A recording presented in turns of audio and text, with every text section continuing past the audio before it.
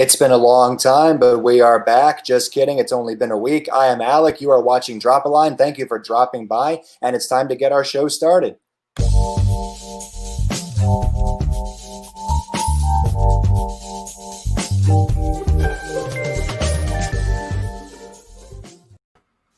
And joining us tonight is our friend, Ime Atakpa. He will be joining us very shortly. Here he is. Perfect. How are you doing, friend? Oh, doing great. Oh, it is great to have you here. Real quick before we get started, am I pronouncing your name correctly, sir? Yes, you got it. All right, awesome. Thank you so much, so much. Well, welcome to Drop a Line. We have been in touch for quite a while, and it is really very, very exciting to have you on the show. I very much enjoyed reading out of your book. I actually ordered both of your books, which is pretty exciting. I enjoyed reading out of the stars within us for live readings, and it's just great to finally get to see you in person and talk to you. Ime, how you doing tonight? I'm doing great. It's been a busy week. I'm doing lots of work, even though I shouldn't be, but I just can't keep myself from working on things, I guess. I can tell. A lot of reading. Oh yeah, what you reading? I've been okay. So I'm a grad student in university right now, and so I'm working on my capstone. Which, what I'm going to do for it is I wanted to create a textbook on creative writing or fiction writing. Because surprisingly, no such thing exists. And it's really interesting going into a creative writing classroom and just seeing, so many different writers come, and all of them are super talented, and all of them have all these different stories to tell. But then when you start talking about them, it's like everyone has this different frame of reference that they're approaching it from. Sure. So I think it would just be really useful to have something like that kind of standardizes the language around that. And so I've just been reading a ton of craft books that are just that's really everywhere. that's really fascinating. I definitely am going to have a lot of questions about that tonight. But Ime, it's really great to have you tonight. I can tell just reading your work and listening to you talk for a few minutes that you have a very great mind and that you have a lot of very interesting ideas. I'm really excited to have this interview with you. Before we go any further, though, for those who may not know you, do you want to tell us a little bit about who you are and what it is you do and how you kind of got started? Yeah, sure. So I guess I have one of those weird stories where, I've been writing since I was a little kid. So it's one of those where I've just been writing since I was I don't know, 7 or 8. I actually have a drawer somewhere in here with a whole bunch of stories I wrote when I was again, 7 or 8, and I printed them out. If anyone remembers word art, I sinned because I had so much word art on these that it was absurd. But I would print them out and bind them in construction paper and sell them to my sister for 75 cents each. So those are the first books I sold way back when. So I've kind of just always been writing. I didn't write anything full length that I was super serious about or really happy with until undergrad. Actually, I took my first creative writing class, or creative writing workshop rather, and I just had the best professor in there who awesome. He was open. He entertained your ideas, and you could tell that he just wanted to do what he could to take what you had and help you to push to make it better. And so in that class, that's where I wrote my first novel, Nightwalker, which I hate now. I feel like maybe all of us kind of have that thing. I feel like I don't want to read it. I have copies laying around, and I look at it, and sometimes I want to open up to some chapters that I actually like, which is 2 or 3. Other than that, I just don't want to read it. Then a few years later, I wrote The Stars Within Us when I was in a writer's group with a few people who I had gone to college with. And so after we all graduated, we did that for a little bit. It dissolved actually really quickly, after, I don't know, 4 or 5 months, because everyone was just so busy and it was just hard to get together. Yeah. And it's pre-COVID, hard to get together. So it's serious. Yeah. But that's when I got the idea for The Stars Within Us, and I wrote that. And so that one I still kind of like that one. So I'm not quite at the point where I hate it yet. But Mm-hmm. I haven't read and like anything full length since then. So I've just been working on in school, getting my master's in professional writing, and Yeah.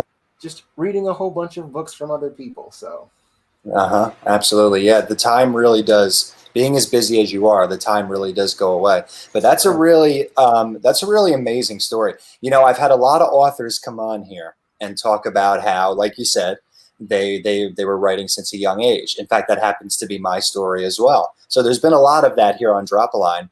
But I definitely think this is the first time I've ever heard that not only were you writing at a very young age, but you found a way to monetize your work at a very young age. I think that is absolutely tremendous. I love it was that. kind of scandalous, yeah. But I mean, she bought them, she entertained it, so that was she was a great sport about it. I mean, she could have Mm-hmm. used those quarters to buy some snacks at school or something, but Absolutely. No, that's great. And I think that, but I really do mean that. I think that, you know, it's,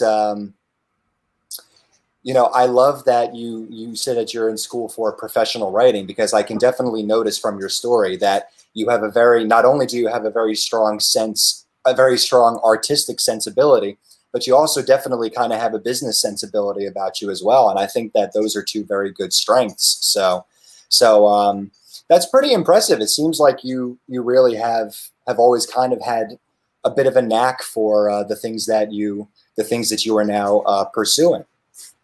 yeah, thank you. I've kind of fallen out of like the business side of it at this point Mm-hmm. though. I don't know what it is. I just can't I have a harder time grasping the business part of it now. And Sure. I feel like I used to when I was younger. When Mm-hmm. you're not scared of like judgment or failure or anything like that, so you just go out and do It's it. true. And now I'm kind of like, I don't know if I want to do this unless I'm 100% sure I know what I'm doing every step of the way. So Mm-hmm. Mm-hmm. it's a bit scary in that sense. So like I Sure. applaud anyone Sure. who, you know, is still Mm-hmm. like goes out and can like write that one book a year and Mm-hmm. by themselves push it and market it. I mean, whether they're self-published or Mm-hmm. traditionally published, because even traditionally you have to do a lot of that legwork yourself. So Oh yes, absolutely, it's absolutely. amazing. It is, and that's a really great point too. You know, I mean, it really is. It really is a commitment, and on top of all the other commitments that life throws at you, you know, it really is, just like it or not, an additional commitment. If you're pumping out a book a year, to just add that into the, you know, yearly to do list. Which for me, I'd be curious to pick your brain about this, but you know, I myself on my end am really passionately pursuing putting out a book a year myself. And for me, the beginning of that process really was making a commitment to write daily, even if it was just a couple of pages Yeah. daily. You know, that's sort of the beginning of that process. And one thing I would really love to know, Ime, in regards to Nightwalker and the Stars Within Us, is what was your process for penning each of those books, and did the process of penning either of the books differ from each other? It was a weird process. Nightwalker was a little bit more cut and dry, I guess, because I was writing that for a class essentially. Mm-hmm. So pretty much, I think 2/3 of that I wrote for class. I took the same professor for that creative writing class for 3 semesters in a row Mm-hmm. because he was just that great, and so that's how I got a lot of that done. And then after I graduated, it's just a matter of how do I how do I end this? And I was still kind of like on the high of having written it and people saying that they enjoyed the story. But I was just also like really obstinate still about whether or not I was going to revise it in any of the major ways that I probably needed to. Mm-hmm. So I kind of just didn't do that and just kind of finished it up. Um, Mm-hmm. I cut out the entire middle portion of the book actually. So Mm-hmm. there's an entire section that I took out completely that's between the first and the second parts of the book. And yeah, I hate Yeah. it. Rip. R.I.P. Rip. Middle of the book. I've kept it though. I've kept it. Uh-huh. It's sitting somewhere. Eventually, I'll get around to fleshing that out into like an novella or something. But Nice. then, the Stars Within Us was a lot more structured.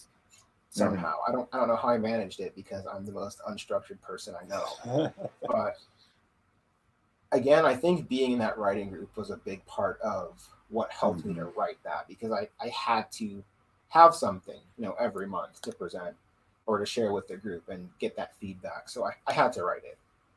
And so that was Mhm. really easy for those first 5 months when Mhm. we were actually meeting. But then when we Mhm. stopped, again, I still had that momentum going Yeah. from that commitment that I already made to do that little bit every Right. month. And I was able to finish it up Right. that way. Mhm. I think I think the most interesting thing though is that in both cases I spent a year writing, so I know that I can write a 300-page book in a year. But then I also spent a year for each of those editing, revising, and doing all of that just to make sure that it was where I wanted it to Yep. be. And both of them still aren't where, like looking at it now, I still know that I would make like some huge changes to both of them. But I think that's a Mhm. good balance that, at least for me, it is to have that 1 year. Maybe it's not a year. I mean, if you can write it in 6 months, maybe you'd spend 6 months writing the thing, and then just as much time going back and editing and making sure that you're not just rushing out of this production line to make sure that you can do this one book a year, right? Mhm. Absolutely, yeah, and I definitely believe that the art should never suffer for a specific release date. You know what I mean? I definitely think that Yeah, there should be a process by which a person considers what they want their release date to be, and how and whether or not they'll be able to um, master the project. Or it's funny because we've said it a couple times on the show, but I heard a quote years ago that basically said, this was during my undergraduate study, that a writer is never done with a book. They just get tired of it at some point and say, yeah, "This is good enough. that's it. It's That's it time to move exactly. on." Uh-huh. And it's so true though, because the artistic process, it's not like, there's a part of it that is similar. The part of me believes that, if you can put together a car, or you can build a house, or you can build a craft, that you have a very strong artistic streak in you, and we can all kind of connect on that. But I also think that when it comes to writing a story, there really is a sense of, it's totally subjective, it's totally interpretive. It can never really be finished, because there's always a way that it can change, unlike an equation or a house, which might Yeah, be more mathematical. So I definitely think that it's just kind of a universal truth that we could edit our stories forever, but at some point we just got to stop and let them go, you know? I'm so glad you mentioned that because Uh-huh. I said the exact same thing in a paragraph in my capstone. I took on Nice. the exact same idea. Uh-huh. Absolutely. Yeah. Well, that sounds like a good capstone. And I'm sure you said it a lot better than I did. Um, I don't know. You might have done better than me. nah. What do for those who might not know, do you want to say a little bit about what Nightwalker and the Stars Within Us are about? What the Oh stories God, are about? Nightwalker. I don't think I can do this anymore. I'm out of Okay. that press phase. But Uh-huh. so Nightwalker, I feel like I should just spoil it because I don't know. No, I'm not gonna Hmm. spoil it. But Nightwalker is about it's about a kid who's basically experiencing the grief of his parents after he becomes invisible. Right. And so he's still around and they're grieving his loss for it goes like over the course of a year, he just grieves their loss and he comes to understand some things about himself, about life. And that's really it. That's the premise. That's what the whole thing is about. All right. All right. There's some other stuff that happens at the end, but I'm not going to Hmm. talk about that in case anybody actually cares to read it and Yeah. find out for Yeah. themselves. Well, I got my copy over there, so that sounds pretty good, actually. I'm interested in that. Makes me nervous. Makes me very nervous. Trust me, I know the feeling. I know the feeling. When I've been peddling Barker's Rules all over the place, and I'm still peddling Barker's Rules all over the place. Please buy Barker's Rules. Please read it. It's good, I promise. People have said it's a one-day read, but anyway, I'm very aware of all the things that I could have done better. even in, in that first book. So it's the same for me. It's like, people ask me to read it. I'm like, oh, must I do this? Are you really going to make, what, can't you read it? Oh no. The key is you have to write just one like really good section in the book. I just Yep. exclusively read that whenever anyone asks you about it. That way you never get caught off guard. You always know what Absolutely. chapter.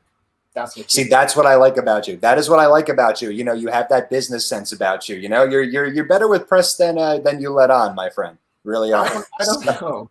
It's still up for debate. Yeah. Maybe I'll have an answer by the end of the night. There you go. There you go. And how about The Stars Within Us? What's the premise there? So Stars Within Us is about a middle school girl who is coming to terms with her sexuality. Basically, it's a coming of age story about this girl just navigating school, her relationships, and her place in the world. It's pretty generic, honestly, but I liked it. I liked writing it. I felt like I was able to touch on some things that I wanted to touch on over the course of that novel, which, I mean, that's the important thing, really, is telling that story, saying something that means something to someone. And so I would just hope that people would be able to read it and pull something out of it, and just at least one person just be glad that they read it and have some kind of experience with it that they can reflect on later. Well, we were very happy to have it for live readings. I thought that was a wonderful entry, and I think that it was well received by our audience that night. So, and I definitely it sticks out in my mind, the parts that I read. That was the beginning, actually. So, and that's something I really appreciate in an artist. If I can open up to page 1 and pages 1 to 3 can resonate in my mind, that's. It's knowing how to start a story right there's quite an art to that. And that brings me to my next question. Do you have a method by which you begin a story? Yes. All right, let's hear it. Just make it really good. That's my method. There you go. The jokes aside, I feel like when I don't write chronologically, typically when I start a story, I will start it from whatever scene just feels most impactful to me. And so I'll just get an idea in my head about a scene and a concept, and I'll just write that scene and that concept out first. And then I'll kind of build around that as far as actually taking notes on what the story is going to be, who the characters are, what the world is. For The Stars Within Us, I think that was one of the rare times where I've actually started it from the beginning. And so when I was writing that, my idea was I want this to be something that is, I want it to have a lot of very pointed moments within the opening pages, memorable events or sentiments that the reader is going to be able to attach themselves to. And then outside of that, I always want to make sure that my character is someone who is on full display when I'm starting out, as at least a novel. A short story might be a little bit different, but for a novel, I want to make sure that the primary character is standing out. I want to make sure that there is some kind of conflict. I don't think it's necessary, but I think that it's good to start not in media res necessarily, but with something happening to the character. It can be something that's trivial in the grand scheme of the novel, but that action goes a really long way, I think, in getting the reader to continue moving through that. And it gives you a lot of space, actually, to develop your character and put them in a situation that's going to tell your reader something about them, something about the world they inhabit, something about their space, and how that's going to carry on and how they respond to events that occur later in the story. So, absolutely. I think it's such a great point. And, because one thing that I'm always aware of is, things like Chekhov's gun, where, in the grand scheme of constructing your entire piece, you want to take away anything that doesn't seem to fully relate to the rest of the piece. You know what I mean? Like, you can really, I can really get into that mindset very often. But what you said about how just like portraying a piece of action that can really grab somebody's attention, even if it seems trivial in the long run, I think that's such a great point, because when people pick up their favorite books, and you ask them about it, what do they point to? They point to their favorite scene. They point to their favorite sentence, their favorite moment, just like a small thing that just really makes an impact on their life. That's what, somebody I could write I don't think I could write, the greatest book that's ever been written. But if it doesn't make an impact on somebody, that's still not going to hold up with that book that can pull up and say, this moment right here really, really meant something to me. Yeah. And that's such a crazy thing about books, because there's some really terrible books out there.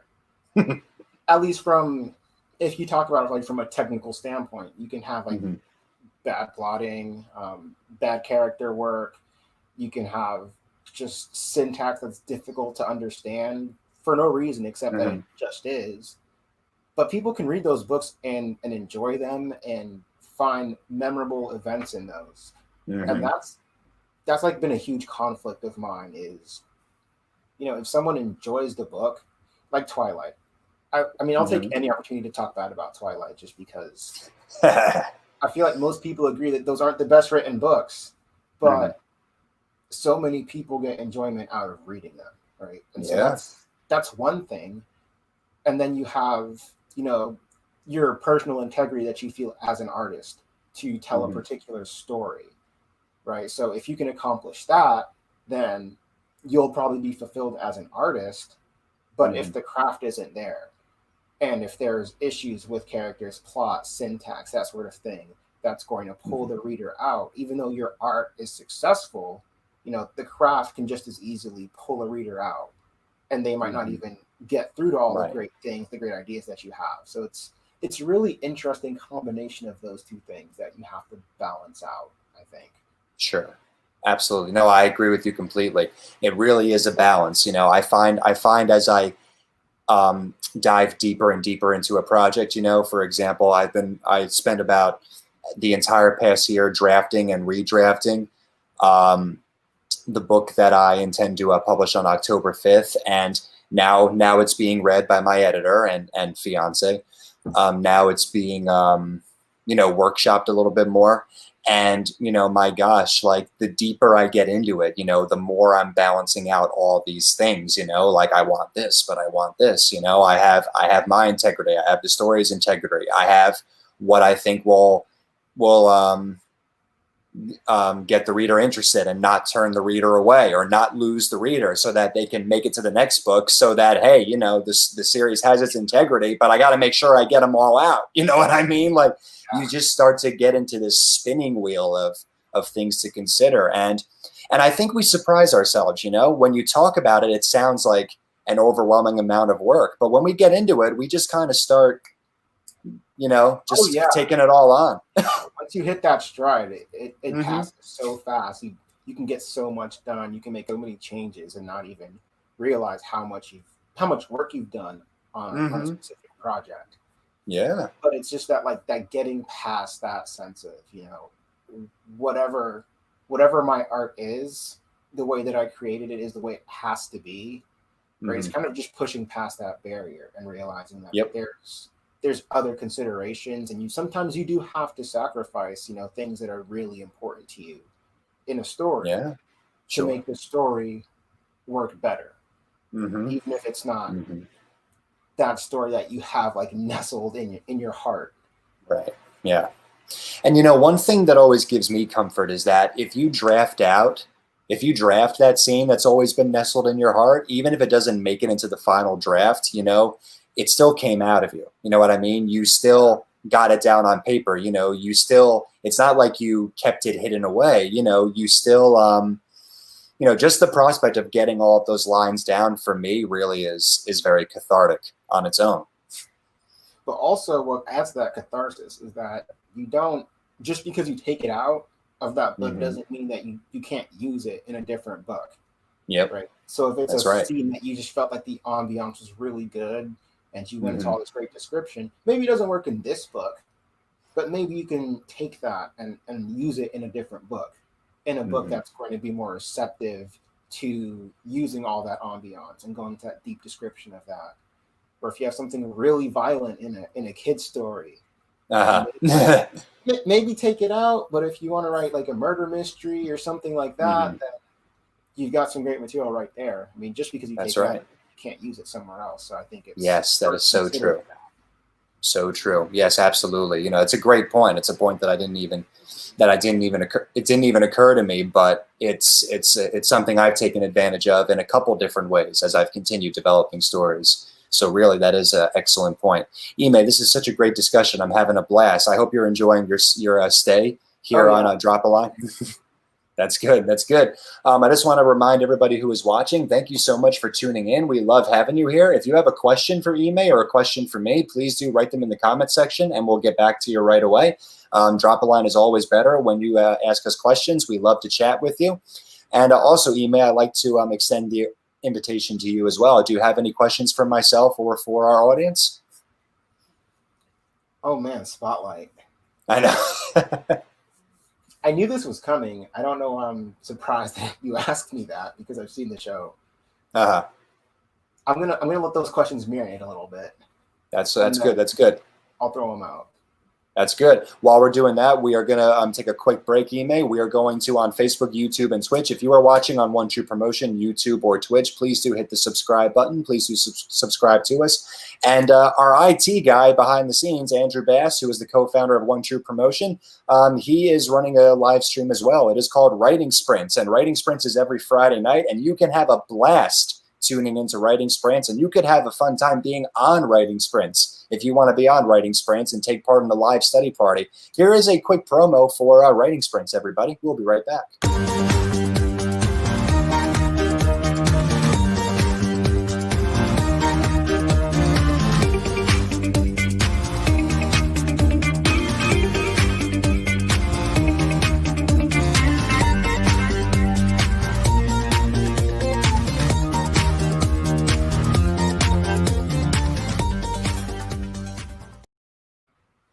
And we are back. We are back on Drop a Line. We are talking with Ime Atakpa tonight, who is a twice published author, very, very talented and full of exceeding wisdom on the subject, who has just led a very stimulating discussion with us this evening. Ime, I find it very impressive that you have this artistic talent, you have the drive that it takes to get out the 2 books that you did, and you have just so much knowledge and experience, between the study and the writing groups. I think that you're just a great person to talk to. I also think your interest in professional writing, which you're studying now, is very interesting. Do you want to talk a little bit about how that experience has been for the audience? I mean, just grad school in general is kind of just you wake up and you do it and you go to sleep. It's Mm. it's a and I'm not okay. I'm kind of disparaging it, but it's like it's a weird thing where when you're in it, it's kind of terrible. Oh, man, Mhm. I'm not selling grad school at all right now. But It's so true, though. Everybody knows it. It's cool. I don't know how to articulate this, but it's just like it's uh, just work. You sleep, you do the work. It's yeah. it's whatever, but it's Hmm. also super fulfilling Hmm. to be there, to be around people who have that common interest with you, who you Yeah. can always be able to have that stimulating conversation with these people about writing. You get to read the work of other people regularly and Mhm. respond to that and learn from that. Um, I don't know. I feel like the best part for me has just been some of the professors who I've had. I Yeah. mean, one of my professors, I edited a Green Card Voices book, which is it's a series of books that highlights immigrant experiences in the U.S. And so for one of my classes, I got to be a part of an editorial team that actually worked to produce that book. That's like made Hmm. from a super legit organization, right? I've That's awesome. I've had professors who have like written like memoirs and novels Yeah. that I've read, right? So that's Hmm. also like super. there's something really, really cool about being able to sit in a room with someone who has written something Yeah. that you've read, that you're passionate about, and Hmm. being able to pick their brain and them being 100% receptive to it. You know, it's like if you were an aspiring actor and you got to learn from your favorite actor or actress or whatever. I mean, it's Yeah. kind of like that. So for all of the work and stress and Yeah. not sleeping all the time, it's a great experience to have, I think, for anyone That's good. who would be interested in doing it. Hmm. Well, that's all good to know because I'm starting in January. Oh boy. Oh boy, is right. What are you going for? I'm actually going for school psychology. In addition to writing. Yeah, in addition to That's writing, I am. Uh-huh. Yeah, it's I did my undergrad in literature and creative writing, and I was talking to a gentleman recently actually, and I mentioned my interest in psychology, and I had done some work in I've done some work in schools, and I've done some work in special services for children with disabilities or behavioral impairments. And I was mentioning my interest in this sort of kind of social work to a colleague, and he said he thought that the fusion of an undergrad in literature and storytelling and graduate work in psychology and learning about the mind, he said he thought that it was just a very powerful mix. So I was pretty encouraged by that. Absolutely. It's I was actually he preemptively stole my comment because I was going to say the exact same thing. You know, so much about writing a story is Mhm. dependent on getting characters right. And Mhm. the only way that you get Yes. a character right is if you understand the psychology of people and can Yep. translate that onto the page. And Mhm. so being able to go for psychology, even if it's like whether it's child psychology, criminal psychology, um, Yep. middle-aged men psychology, I don't know. Mhm. Whatever it is, it's going to inform your writing and it's going to make it so much more realistic when you have to write these Yeah. characters in your own story. Absolutely. Absolutely. Yeah. And That'd be a great combination. yeah. Yeah. Thank you. It's such a great point too. I think, and I agree with you completely. I'm aware that it's going to be probably the toughest thing I've ever done, but I also know that for so many reasons, it's going to be rewarding. And I mean, I think that is something, I mean, nobody can, probably predict the workload in grad school before they do it. But I think a lot of people could even assign that sort of, I'm going to do this until I drop, but at the end of the day, it's going to be worth it. We could even apply that to getting a book done. Yeah, Yeah. yeah. It's just a lot harder, right? Because you don't have deadlines and grades to worry about. But That's right. for people who have that drive to do that, to be that self motivated, they can get that book done and write consistently. I think that's awesome because I don't write consistently at all. I can't do Hmm. it. I don't. I'm done trying to convince myself that I need to write every day because Hmm.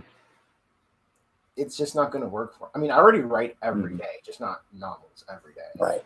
You know, Right. it's like I'm not going to try to force that out of myself Hmm. and then end up just hating it. I don't want it to feel like work, right? But at the Hmm. same time, I don't think any author, any writer should be, waiting for a muse before they write. Hmm. If you feel halfway motivated, I mean, do it, right? Yeah. Everything isn't going to be perfect the first time. I will never let anyone see the first draft of anything I write because nothing is ever good. I have to go back through it and make sure that I'm picking some things out and making edits to make it serviceable. You know, my idea of serviceable before I even let anyone look at it. So Hmm. Hmm. Absolutely, and it makes sense. You know what I mean? I mean, it's not even. It doesn't say anything about a person's overall skill. It's literally none of us want anybody to see what we know was our weakest version of it. You know what I mean? Like we're just like, no, get away from me. Get away. Pull the shower curtain back. Get out of here. but I would love to see some first drafts of some famous novels, though. I would Hmm. love to read them and Yeah. see to some extent the process of development that that author took from that first draft to get to the Hmm. final draft that everyone loves. Maybe you would have loved the first draft too, probably not, but you get to see Hmm. so much development, and that can teach you a lot about writing. just being able to Absolutely. see what someone changes between drafts. Oh, absolutely, absolutely. I think that's why they really pedal around on writing so much, is because Stephen King will just post his first drafts and then go on to his next. You have a comment for that? I don't. Terrible book. Not a fan. Tell me more. I'm in the minority of people who doesn't really like On Writing or Bird Uh-huh. by Bird. That's the other Uh-huh. big one that people read. Yeah. It doesn't say a lot about writing, Uh-huh. really. Okay. And that's been my experience with like a lot of these craft books is that a lot of them don't tell you a lot about, they tell you about their experiences, like their life experiences. There tends Right. to be like a lot of Sure. anecdotes, very Right. autobiographical. But I feel like no writer is picking up a book like that. Right. No, Hear not about everybody. Stephen King's circumstances that made him a writer. I want to know about how do I write better, right? Right. Right. No, it's a good point. Not everybody in the audience is going to be able to relate to that specific anecdote potentially. Right. Yeah. And then even then, I know Mm-hmm. Stephen King says, I write 3,000 words a day. And he said, Uh-huh. you have to make time for it somehow. Some people really don't have that time. Mm-hmm. You know, Mm-hmm. it's super, and Yeah. that's why I'm like doing my capstone on this because it's in all the books I've read, there hasn't been one book I've read that I felt was generally useful to writers as Mm-hmm. far as the information that you get out of it. So it's like, how many of Mm-hmm. these books do you have to read before you're getting a comprehensive picture of what the qualities are of someone who is a successful writer, or Yeah. what the craft understanding is that you need to be successful, right? You can't. Every writer isn't going to be able to read all of these books Uh-huh. to Right. No, that's so true. knowledge on it. Hmm.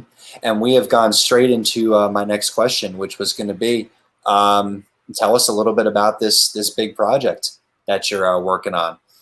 It sounds. I gotta tell you, it sounds very, very interesting. And when it comes out, I'd love to get my copy. It's a lot. It's a lot of reading, uh, um, and it actually started. I don't know where my copy of On Writing. It actually started because I had to read Bird by Bird, hmm and I don't know if the light's probably too bright for this to be very visible, and I have no idea how When it to gets like when it invert gets close, colors. yeah, when it gets close to the camera, we can see it. Yep, that's Okay, pretty good. cool. Yep, there it is. Cool. So you'll Yep, probably recognize that. And there's On there Writing. it is. There it Mm, is. okay, book. So I read Bird by Bird, and I didn't particularly like it because Anne hmm Lamott is just I don't know, something about the way that her person. I don't like her personality. That's all it hmm is. I didn't like her hmm personality in it, and I felt like a lot of what she was Yeah. saying was more discouraging than anything else. Hmm. But then I was also interested in the actual, craft and lifestyle advice she was giving, and I wanted to compare it to something else. And so I knew that Stephen King's On Writing was a big book that authors always like, you have to read it. So this basically started like 2 years ago when I wrote an essay comparing the philosophy of Anne Lamott to Stephen King. Hmm. And then from there, I just got really interested in so many other things. Like this book here, Your First Page by Peter Selgin. hmm This is the closest I've ever gotten to a book that I feel actually teaches you something about how to write a good story. hmm So if anyone is looking for a book like that, I would read that. Your First Page. All It's right. pretty recent too. It based on so what he did is he teaches writing workshops, and so he took examples from his students and was able to pull apart some things that were recurring in the first pages of amateur writers or beginning writers, and using those to predict the quality of the book, the whole book, hmm which is also a fairly prevalent theory in writing craft. If Yeah. whatever issues appear in the first page, the first 5 pages, the first chapter, those are going to persist throughout the entire novel. Sure. If you can Sure. pinpoint things you're doing wrong, in that first chapter, Yeah. you're going to set yourself up to be able to not do those things in the future. Or if you can pinpoint those, you can use that knowledge to guide the way that you write in the future and change some of those habits you might have in your writing that are making it less accessible, or what's the word? There's making the craft of it, to improve the craft of it, basically. Absolutely. Absolutely. That's really amazing. Thank you for showing us your haul there, because that's a book I wasn't aware of, and I think I would be very interested in reading for myself. I've got a whole long list of books. There's I have a whole jar full of books. Like, I mean, I could flash books about writing on the screen all night. Emotional Craft, love that. Donald Mass, The Art of Fiction by John Gardner. Nice. You were interested in psychology. Sure am. These two books by Lisa Cron, Story Genius and Wired for Story, are both two books that she wrote that talk about how, you know, there's an art to getting people to read your books that's based on the psychology of people and how you can use your writing to dig into that psychology. So yeah, that's amazing. I don't know, like 30 books right now. There you go. That's awesome. That I'm reading and taking notes on to write this manual on fiction writing. That's really cool.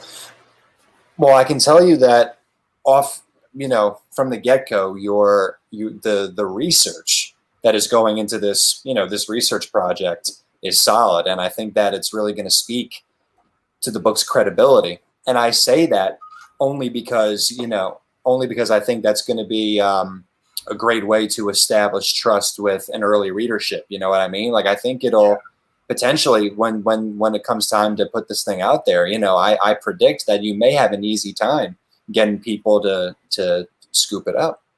So I hope so. I mean, there's nothing else like it on the market for writers. Yeah, that's amazing. That's amazing. On the strength of that alone, even if it's complete crap, I can still, someone is going to want to publish it because it just doesn't exist.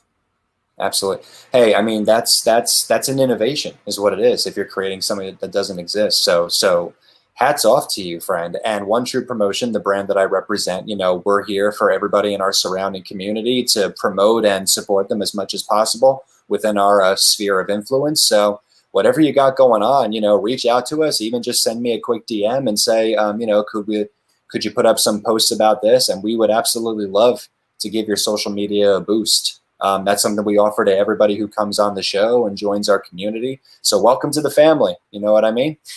Glad to be here. I will say that on my Instagram, I am posting, I guess, like little reviews of all the books that I'm going to be reading. So if any of them look interesting, if you follow me on Instagram, any of them look interesting to you, if you've been looking for some books on writing, then maybe I can introduce you to something that might be helpful for you. That is awesome. And that goes into my very last question, which is, how can we support you, sir? You can support me by buying my books. I'm starving. I have no money. Also, I do edit on the side, kind of freelance, kind of exclusively, because I tend to like get really in-depth in edits. I'm actually working with Justin right now on one of his forthcoming books, and so that's my current things I'm going to be doing through the end of the year. But I mean, if anyone out there is looking for an editor to look over anything, a short story, I gave like a lot of extensive feedback. That's what I pride myself on: extensive feedback. Excellent.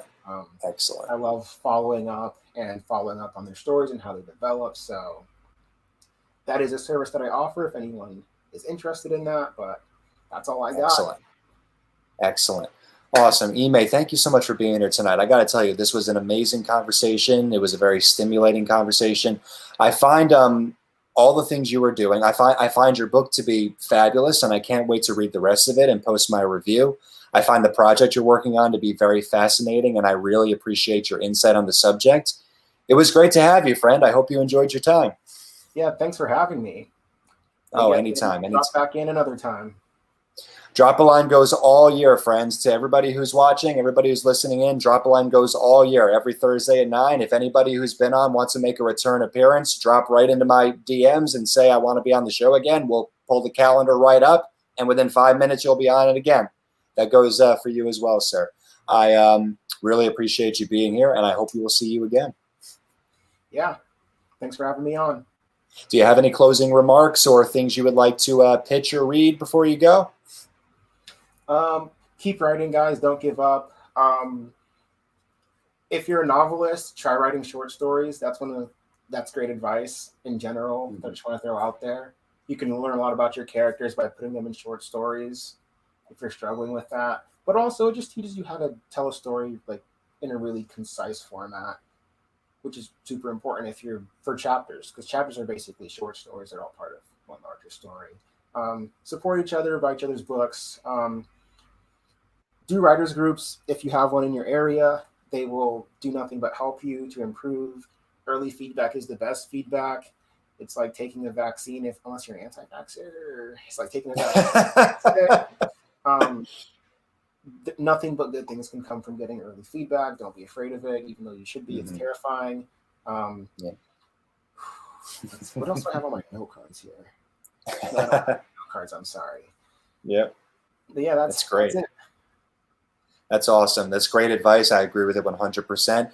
Everybody, thank you for watching the show tonight. Please do follow One True Promotion on YouTube. Please do follow Alec Pangea, author. Ime, it was great to have you. You take care of yourself. I hope we see you again. You too. This was Drop a Line, folks.